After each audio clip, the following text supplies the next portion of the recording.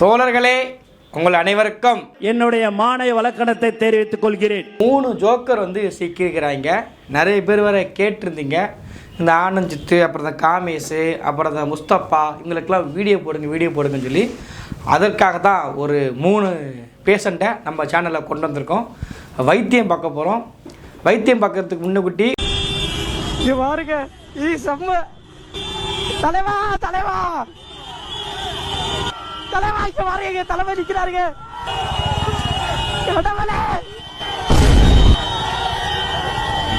நான் வீட்டுக்கு போயிட்டு இருக்கேன். தாவைக்கான் வந்துட்டாலே எல்லாரும் ஏறி போட்டு தான் அடிக்கிறாங்க. சரி, இப்போ நம்மளும் நம்மளுடைய சமுதாய கடமையை ஆற்றுவதற்கு என்ன நடந்துச்சு சொல்லுங்க சார். எக்ரி கூச்சது தப்பா?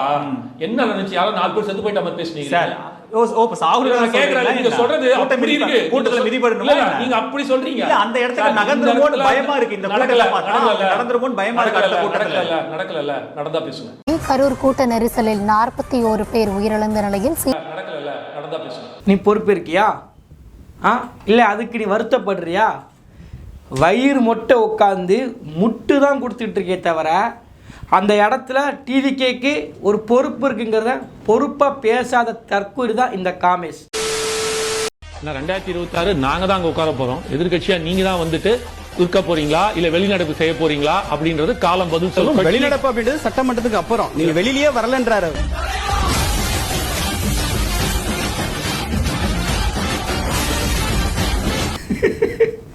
முதல்ல வெளியில் வாங்க போகிறோம்.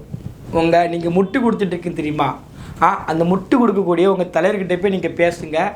எங்களுக்கு முட்டி வலிக்கு அந்த அளவுக்கு நாங்கள் முட்டு கொடுத்துட்டோம், தயவு செய்து வெளியில் வாங்க. அதாவது இப்போ யூடியூப்பில் உங்களை கலாய்க்கக்கூடியவங்க பேசினா பரவாயில்ல, இல்லை உங்களுக்கு எதிர்த்தரப்பு இருக்கக்கூடிய விவாதத்தை பேசக்கூடியவங்க பேசினா கூட பரவாயில்ல.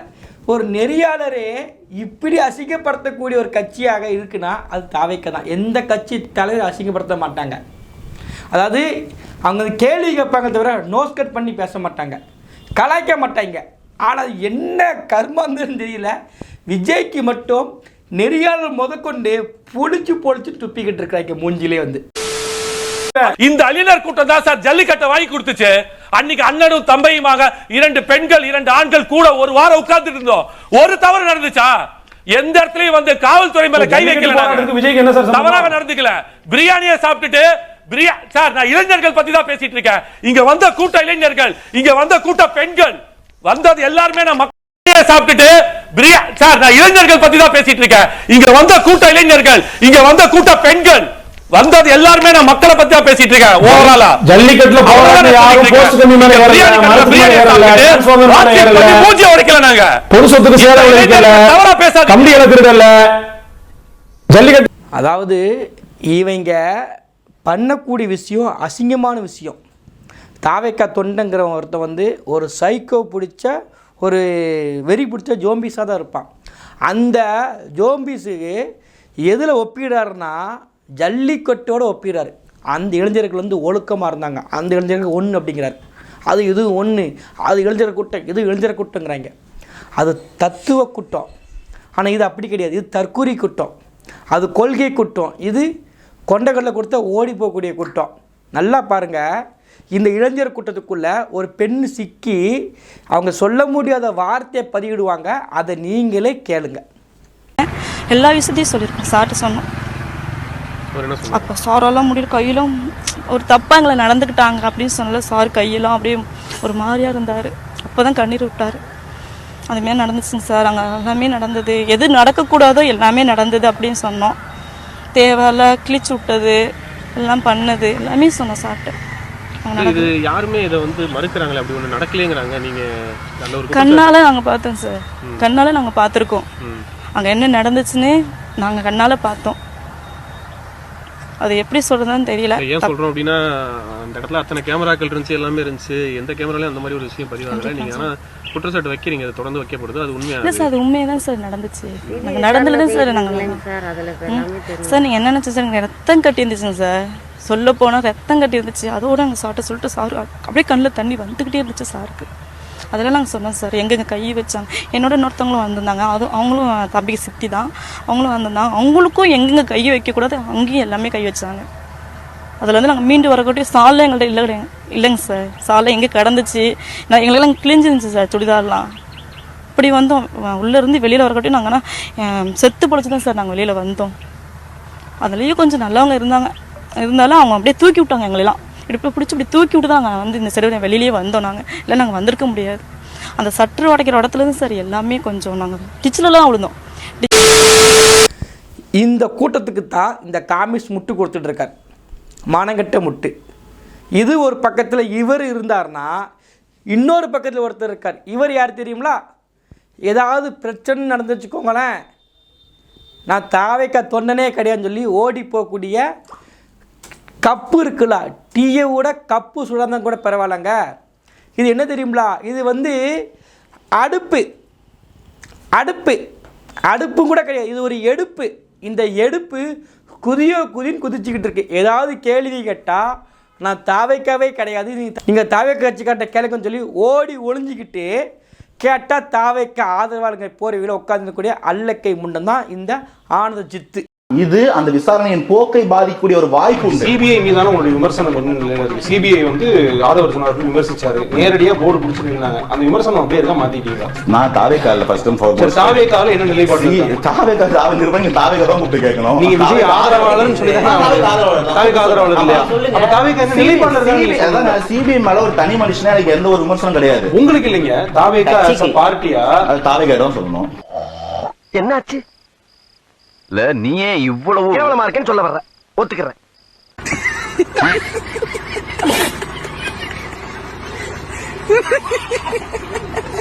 தவறா புரிஞ்சுக்கிட்டீங்க. நீங்க இது ஒரு போவே இல்லைன்னு வச்சுக்கோங்களேன், கண்டிப்பா கரூர் மக்கள் கேட்பாங்க, தமிழக மக்கள் கேட்பாங்க, நான் கேட்பேன். அவரு இப்படி பேசின ஆனந்த ஜித்து இப்போ உட்காந்துக்கிட்டு கரூரில் விஜய் போகாததுக்கு டிவி விவாதங்களில் மண்டையை வச்சு அண்டை கொடுத்துட்ருக்கார். நான் கேட்பேன், கரூருக்கு போடலாம், நான் கேட்பேன்னார். இன்றைக்கி அந்த ரூட் நிறுவனம் கொடுக்கக்கூடிய சல்லி காசுக்கு உட்காந்துக்கிட்டு விஜய்க்கு மண்டை வச்சு அண்டை கொடுத்தா கூட பரவாயில்லங்க. இவர் எப்படி அண்டை கொடுக்காருன்னா வித்தியாசமாக அண்டை கொடுப்பார், தலைகீழாக்க அண்டை கொடுப்பார். உங்களுக்கு புரியுதா? உங்களுக்கு வந்து இப்படி அவர் கால் வந்து கீழே இருக்காது, கால் வந்து மேலே போயிடும், தலை தான் கீழே இருக்கும். அப்படி அண்டை கொடுத்து எக்கி அண்டை கொடுக்கவர் தான் இந்த ஆனந்த ஜித்து. நான் கேட்பேன்னு சொன்னீங்களா? கரூருக்கு விஜய் போகலை கேட்டிங்களா? விஜய் போகணுன்னு சொன்னீங்களா? விஜய் போகலாம். உங்கள் நிலைப்பாடு என்ன? அப்போ முட்டுதானே கொடுத்துட்ருக்கீங்க. நான் பேசுவேன், நான் கேள்வி கேட்பேங்க விஜய் பற்றி. கேட்டிங்களா? எங்கே விஜய் போனார்? திரும்பியும் சொல்கிறோம், விஜய்க்கு ஆதரவாக பேசினாலே சவுக்கு சங்கு நிலைமை தான் உங்களுக்கு வந்து. சவுக்கு சங்கர் கொடுக்காத முட்டு கிடையாது. குறைந்தபட்சம் ஒரு மனிதாபிமானம் இருந்தால் நீங்கள் அங்கே சென்று ஆறுதல் சொல்லியிருக்க வேண்டும். இறப்பு எது யாரால் நடந்துச்சு? ஒரு செல்ஃபிஷான பொலிட்டிஷியன்றதை விஜய் நிரூபிச்சிட்டார்.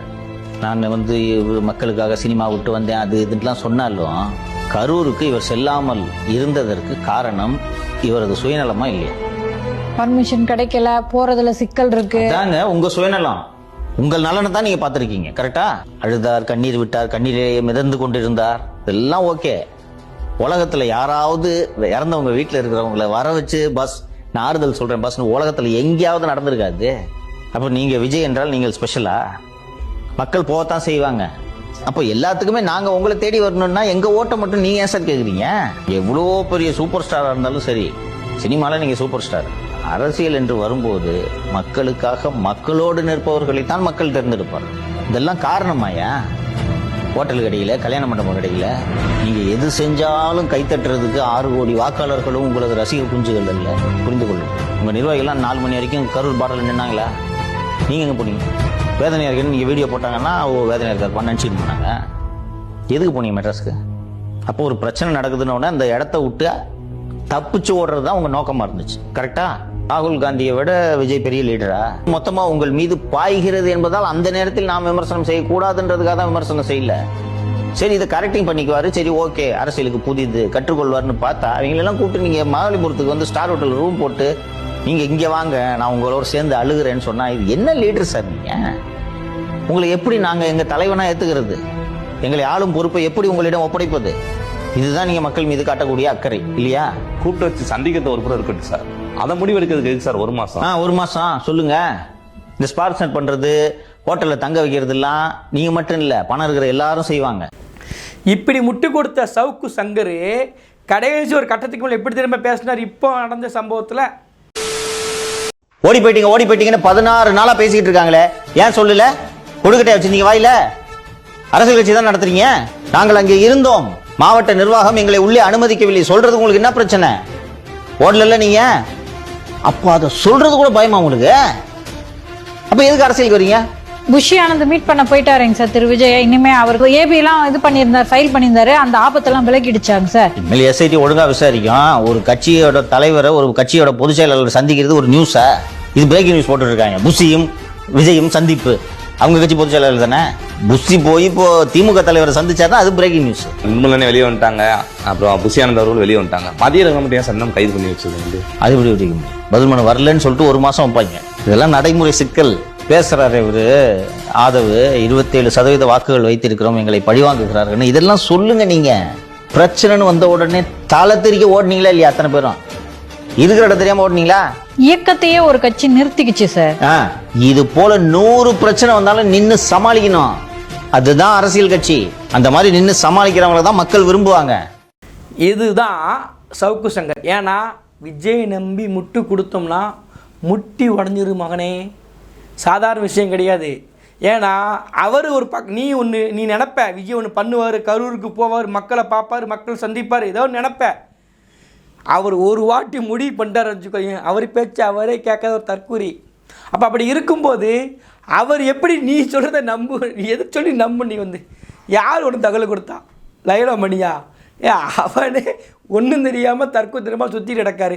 என்ன நடக்கு ஏது நடக்கு கட்சியில் எதுவுமே தெரியாமல் சுற்றிட்டு கிடக்காரு. அவர் சொன்னான்னு சொல்லிக்கிட்டு இவர் உட்காந்து பேசிக்கிட்டு இருக்காங்க. அவமானப்படுறது நீங்கள் தான், விஜய் கிடையாது. அவர் வீட்டுக்குள்ளே உட்காந்துக்கிட்டு போட்ட சொல்லி நடத்திட்டு ஓடி போயிடுவார். நீங்கள் தான் பொது வழிக்கு வரீங்க, உங்களை தான் காரி துப்புவாங்க. அடுத்து 3வது ஒருத்தர் தான் ஸ்பெஷலிஸ்டான ஒருத்தர். இவர் நம்ம பேச வேண்டாங்க. இவருக்கு நெறியாளர் இருக்க திரும்ப கார்த்திகை செல்வன், அவரே இவருக்கு நாக்கப்படுங்க மாதிரி கேள்வி கேட்டாலும் அப்படி பேசக்கூடியவர் தான் இந்த முஸ்தபா. கேக்குறாங்க. நீங்க சார் பொறுப்பை ஏற்க மாட்டான்னு சொல்ல விஜய் நான் மன்னிப்பு கேட்கிறேன். இன்னைக்கு மக்கள் மன்றத்துல இந்த குடும்பத்துல மன்னிப்பு கேட்கிறேன் நான் கேக்குறாங்க. இப்ப நீங்க எளிதா ஒருத்தரை கேட்டீங்க இல்லையா? நீங்க எவ்வளவு வாங்கிட்டு வரீங்கன்னு கேக்குறாரு. கேக்குற சரியா இருக்குமா? அப்ப 20 லட்சம் ரூபாய் வாங்கிட்டு குடும்பம் பேசணும்னு சொல்லி சரியா இருக்குமா? அந்த குடும்பம் ஆர்குமென்ட் பொது வெளியில வைக்க நீங்க ஆர்குமென்ட்ல பொது வெளியில வைக்க நான் நீங்க வைக்க ஒரு பாதிக்கப்பட்ட குடும்பம் அந்த வீட்ல சாவு இல்ல. அவர் என்ன சொல்றாரு? நானே கேக்குறேன். நான் ஒன்னு கேக்குறேன். இறந்திருக்கு. அண்ணன் இறந்திருக்கு. 20 லட்சம் ரூபாய் எல்லாருக்கும் நாகரிகம் இருக்கா? முஸ்தபா நான் சொல்றேன். பாத்தீங்கன்னா நான் சொல்றேன் ஒரு தனியா மரியாதை ஜீவாக்கு மட்டும் இல்லங்க. எனக்கு இருக்குங்க 10 உயிர் குழந்தைங்க போயிருக்கு. எனக்கு இருக்கு அந்த கோவம், வருத்தம் இருக்கு. அதுக்காக பாத்தீங்கன்னா அந்த குடும்பம் 20 லட்சம் என்ன சொல்றாங்க? ஒரு நிமிஷம் பாத்தீங்கன்னா விஜய் அவர்களுக்காக அவர் என்ன சொல்றாங்க? சொல்ல வரீங்களா? சரணா என்ன சொல்றாங்கன்னா இந்த மக்களை நினைத்து கவலைப்படுகிறோம்னு சொல்றாங்க. அதுதான் நான் சொல்றேன். விஜய் அவர்கள் என்ன சொல்றாங்க? இறந்து போன வீட்ல ஓட்ட பத்தி அரசியல் பத்தி ஏன் பேசுறீங்க கேக்குறாங்க சார். பாத்தாரா இல்லையா? இதையும் ஜஸ்டிஃபை பண்றதுக்கு பாத்தீங்கன்னா பாத்தாரா இல்லையா? பாதிக்கப்பட்ட மக்களை பாத்து விஜய் அவர்கள் என்ன சொன்னாரு? இது எல்லாம் இந்த 3 பேர் எதுக்கு திரும்ப பண்றாங்க? உண்மையிலே தாவைக்கா தொண்டன்னா எப்படி தெரியுமா இருக்கணும்? எவ்வளோ அடி வாங்கினாலும், எவ்வளோ குத்து வாங்கினாலும், எவ்வளோ மிதி வாங்கினாலும், எவ்வளோ அசிங்கப்பட்டாலும் அசராம நிற்காரு பாருங்க. இவர் தாங்க உண்மையான தாவைக்கா தொண்டை. இவர் தான் உண்மையான ஆதரவாளர். தாவைக்கா கட்சியில் இருக்கக்கூடியவங்களுக்கு தெரிஞ்சு போச்சு. லயலா மணிக்கு, ராஜ்மோகனுக்கு, புஷி ஆனந்துக்கு, அந்த கட்சி சார்பாக பேசக்கூடியவங்களுக்கு தெரிஞ்சு போச்சு. நம்ம வந்தோம்னா எகிரி அடிப்பாங்க.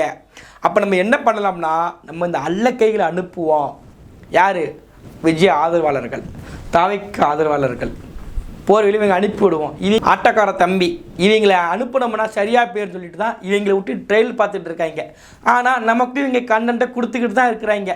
இதில் இன்னொரு பெரிய விஷயம் தெரியுமா? இந்த 3 பேருக்கும் ஒரு பெரிய ஒற்றுமை இருக்குங்க. என்ன ஒற்றுமை தெரியுமா? கட்சியோட பொருளாதாரம்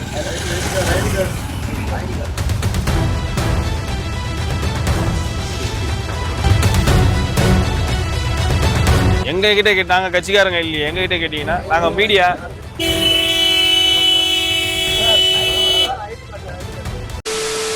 இவர் யாருன்னு பார்த்துக்கிட்டிங்கன்னா இவர் தான் தாவைக்கா கட்சியினுடைய பொருளாளர்.